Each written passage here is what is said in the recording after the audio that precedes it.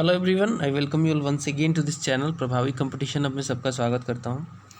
And इस video में हम लोग डिस्कस करेंगे the council of ministers.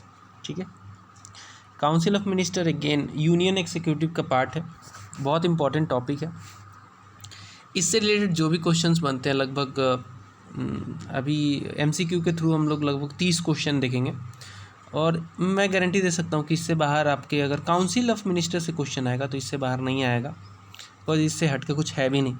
And बहुत इंपॉर्टेंट सीरीज़ है ऑब्जेक्टिव वाली, बार बार मैं बोलता हूँ, क्योंकि अगर आप थ्योरी बहुत पढ़ लेते हो, प्रैक्टिकल नहीं करते हो। हमारी स्टडी में प्रैक्टिकल क्या है, क्वेश्चन को सॉल्व करना इज़ अ प्रैक्टिकल थिंग।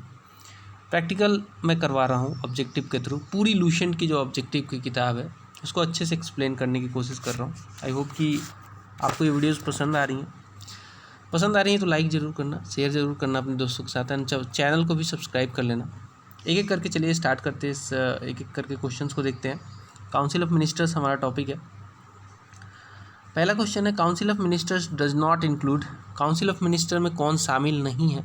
इसका करेक्ट आंसर है कैबिनेट सेक्रेटरी। कैबिनेट सेक्रेटरी जो है काउंसिल ऑफ मिनिस्टर का पार्ट नहीं है। ठीक है, नहीं है काउंसिल ऑफ मिनिस्टर का पार्ट, कैबिनेट सेक्रेटरी नहीं है। रेस्ट ऑल है, जैसे कैबिनेट मिनिस्टर्स होते हैं, मिनिस्टर ऑफ स्टेट होते हैं, minister without portfolio, these 3 are part of council of ministers. Next है, the union cabinet is personally responsible to. किसके लिए रिस्पॉन्सिबल होता है? यूनियन कैबिनेट जो है वो हमेशा याद रखना लोकसभा ओनली के लिए रिस्पॉन्सिबल होता है, ओनली लोकसभा के लिए रिस्पॉन्सिबल होता है। रीजन बीइंग कि जो यूनियन कैबिनेट के मिनिस्टर होते हैं ना, वो इनके अगेंस्ट में नो कॉन्फिडेंस मोशन भी लोकसभा ही लाता है। एंड जो एग्जीक्यूटिव है, ये एक्चुअली यूनियन कैबिनेट जो है एग्जीक्यूटिव का पार्ट है, और एग्जीक्यूटिव हमेशा आपको याद रखना है कि लेजिस्लेचर के रिस्पॉन्सिबल होता है, और लेजिस्लेचर में ओनली लोकसभा के। ठीक है, चलिए अगला सवाल देखते हैं। थर्ड क्वेश्चन है, the union executive of India consist of. Union executive of India में कौन कौन से लोग होते हैं?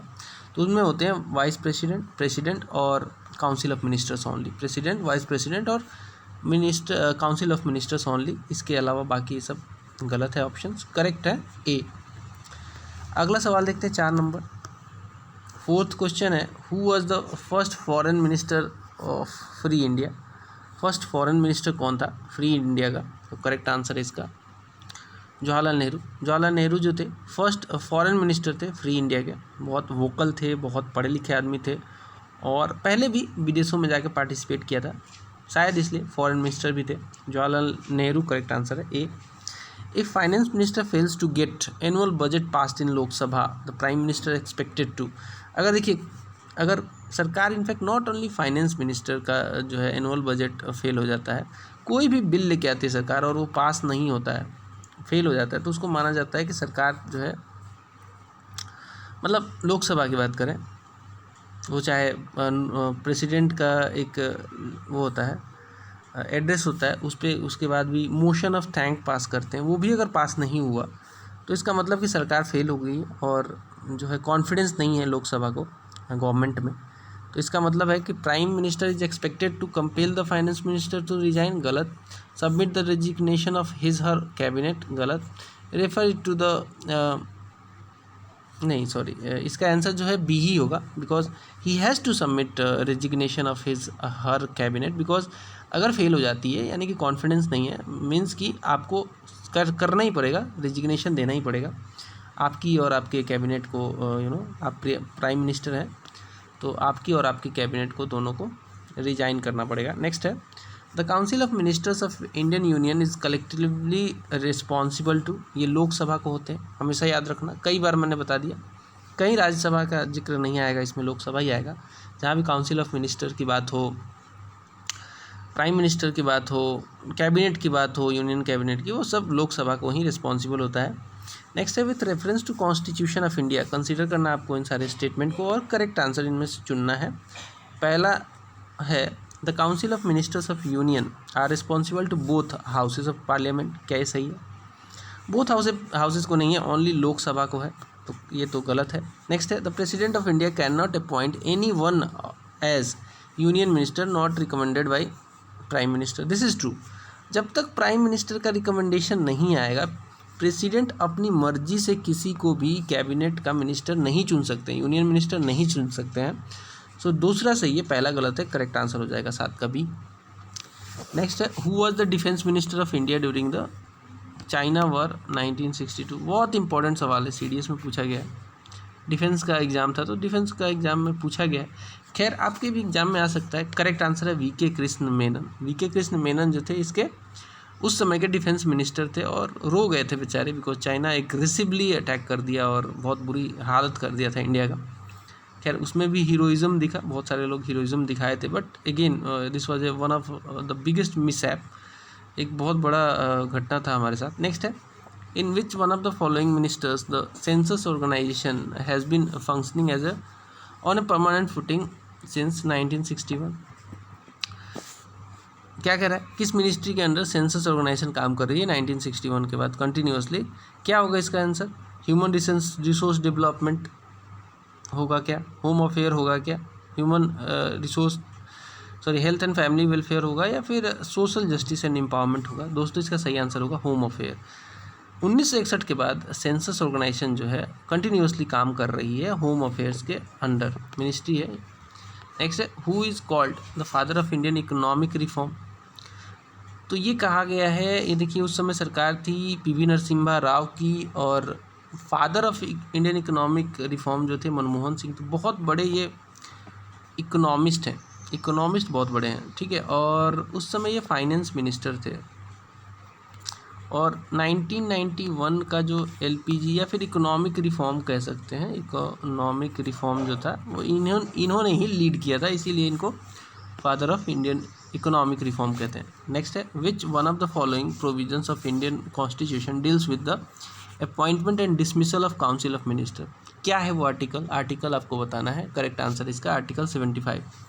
आर्टिकल 75 ही कहता है कि the council of minister is directly responsible to the Lok Sabha, यही प्रोविज़न है इसमें, और इसी में डील किया गया है डिसमिसल का भी। नेक्स्ट देखते हैं, which of the following amendment of Indian constitution restrict the size of union cabinet? तो इसका दोस्तों करेक्ट आंसर है, इसका करेक्ट आंसर है 91st अमेंडमेंट एक्ट। ये क्या था, पहले सत्ता के लालच में दल बदल होता था बहुत ज़्यादा, और दल बदल में एक बहुत बड़ा कारण ये था पोर्टफोलियो देना। होता क्या था, इतनी बड़ी कैबिनेट की साइज़ कर देते थे, इतनी बड़ी यूनियन मिनिस्ट्री बना देते थे कि मतलब सबको एकोमोडेट किया जाए, किसी को कुछ दे दिया, किसी को कुछ दे दिया, यूनियन मिनिस्ट्री बनाने लगे थे बहुत ज़्यादा। तो बोला गया कि ये तो गड़बड़ है, माल प्रैक्टिस है ये। तो 91st अमेंडमेंट एक्ट ला के इसको ख़त्म कर दिया गया। बोला गया कि आपको 20% से ज़्यादा, 15% से ज़्यादा जो भी साइज़ ऑफ लेजिस्लेचर है उसका 15% से ज़्यादा आप यूनियन मिनिस्ट्री नहीं बना सकते। नेक्स्ट है, which one of the following is not department in the ministry of human resource development? कौन सा एक डिपार्टमेंट नहीं है? क्या वो डिपार्टमेंट ऑफ एलिमेंट्री एजुकेशन या literary, department of secondary education and higher education, department of technical education, department of women and child development? बहुत आसान है, वुमेन एंड चाइल्ड डेवलपमेंट यहाँ क्या करेगा? कोई मतलब है क्या इसका? बिल्कुल मतलब है, आपको कंफ्यूज करने के लिए दिया गया है। वुमेन और चाइल्ड डेवलपमेंट जो है ना, ये ह्यूमन रिसोर्स डेवलपमेंट के अंदर ही आता है, HRD के अंदर ही आता है, डिपार्टमेंट ऑफ WCD। लेकिन जो इसमें करेक्ट आंसर होगा इसका technical education, department of technical education जो है ह्यूमन रिसोर्स डेवलपमेंट में नहीं आता है। ठीक है, आगे बढ़ते हैं। 14 नंबर क्वेश्चन देखते हैं, विच one of the following mentions motions can the council of minister of India move? क्या मूव कर सकती है? क्या वो सेंसर मोशन कर सकती है, एडजॉर्नमेंट मोशन कर सकती है, कॉन्फिडेंस मोशन कर सकती है, नो कॉन्फिडेंस मोशन कर सकती है? काउंसिल ऑफ मिनिस्टर की बात हो रही है, ठीक है, लोकसभा की नहीं हो रही है। तो थोड़ा ध्यान से सोचिएगा तो इसमें पता चलेगा कि ये कॉन्फिडेंस ऑफ मोशन, इनके अगेंस्ट में नो कॉन्फिडेंस मोशन लोकसभा पास कर सकती है, लेकिन ये जो है हमेशा कॉन्फिडेंस मोशन पास करेंगे। ये बताएंगे कि हमारे कितने मेंबर हमारे साथ हैं, that is called confidence motion. Correct answer है D. The member of Lok Sabha, members who can table a no confidence motion against the constitution, against the council of minister is, कितने ही मेंबर चाहिए अगर नो कॉन्फिडेंस मोशन पास करना है minimum? तो इसका सही answer है 50 चाहिए, कम से कम 50।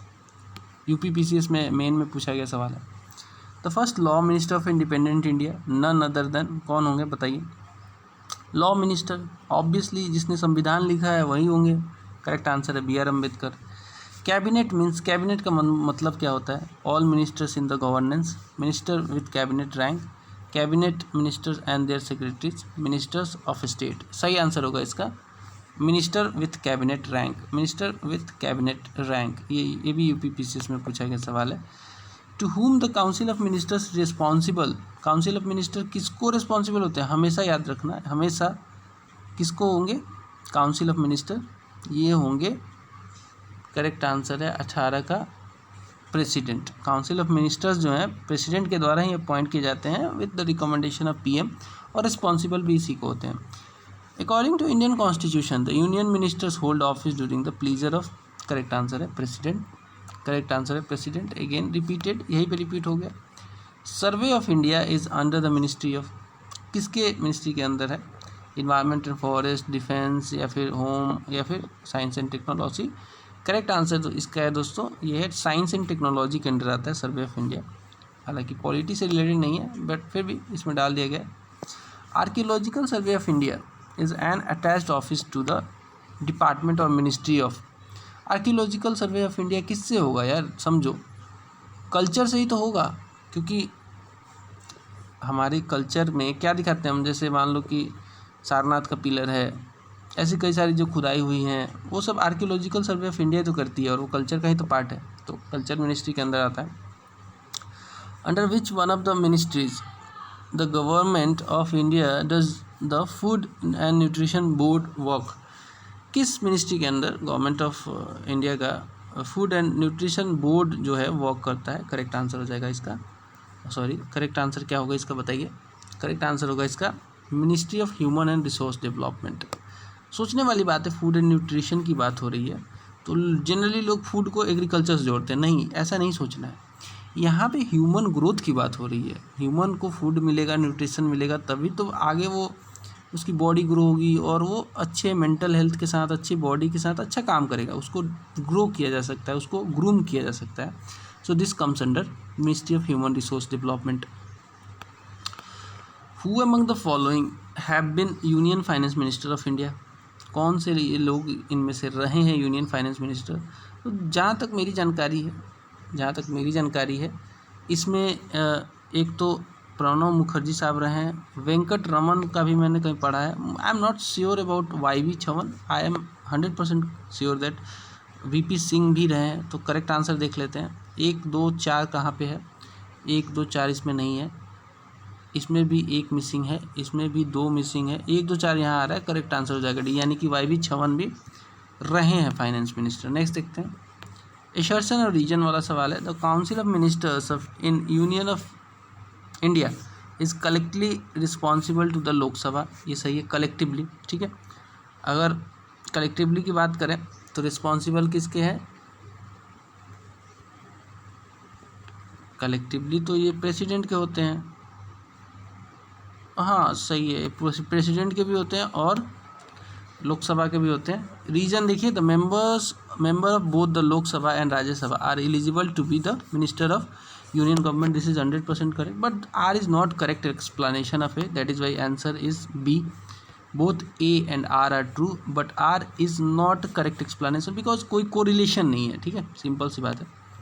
नेक्स्ट है, which of the following constitution amendment acts seeks that the size of council of ministers at the center and in the state must not exceed 15% of the total number members of Lok Sabha and total number of member of legislative assembly of that state respectively। तो this is 91st amendment, already discussed, बताया था कि काफ़ी ज़्यादा बहुत ज़्यादा बड़ी हो जाती थी इनकी यूनियन मिनिस्टर्स जो थे, बहुत ज़्यादा नंबर में ये लोग करते थे पॉइंट, जस्ट सेटिस्फाई करते थे कि भाई आपको भी यूनियन मिनिस्टर बना दिया, आपको भी यूनियन मिनिस्टर बना दिया, ऐसा करते थे। नेक्स्ट है, which one of the following constitutional amendment state that the total number of ministers including the prime minister in the council of ministers shall not exceed 15% of the total number of house of people। ये भी same है, 91st ही इसका correct answer है, ठीक है। 26 का भी correct answer 91st ही है, बी। नेक्स्ट क्वेश्चन देखते हैं। With reference to union government, consider करना है आपको इन सारे दोनों स्टेटमेंट को और करेक्ट आंसर चुनना है। The number of ministers at the centre on August 15, 1947 was 18। क्या ये करेक्ट है? क्या ये करेक्ट है दोस्तों? जी हाँ, ये करेक्ट है। The number of ministers at the centre at present is 48। This is also correct. तो बोथ आर करेक्ट। यूपीएससी का सवाल है, यूपीएससी का थोड़ा डिफिकल्ट सवाल रहता है। Under the administration of which one of the following is the department of atomic energy work. तो प्राइम मिनिस्टर ऑफिस के अंडर करता है क्या है? Cabinet secretary, ministry of power, ministry of science and technology. Correct answer हो जाएगा prime minister office के अंदर। बहुत ही क्रूशियल है एटॉमिक एनर्जी ना, एटम से बनने वाली एनर्जी बहुत क्रूशियल है, दैट इज़ वाई ये प्राइम मिनिस्टर ऑफिस के अंडर डायरेक्टली आता है। तो करेक्ट आंसर इसका हो जाएगा ए। दोस्तों यहाँ पे हमने जो है कवर कर लिया है अपने काउंसिल ऑफ मिनिस्टर वाले टॉपिक को। अगले टॉपिक जो होगा हमारा अगला अटॉर्नी जनरल और controller and auditor general CAG, ठीक है, होगा। ठीक है, अटॉर्नी जनरल और कंट्रोलर और ऑडिटर जनरल हमारा नेक्स्ट टॉपिक होगा 12 नंबर। आई होप आपको वीडियोस पसंद आ रही हैं तो लाइक ज़रूर किया कीजिए, शेयर किया कीजिए दोस्तों के बीच। मिलेंगे अगले वीडियो में, तब तक के लिए नमस्कार, बाय बाय।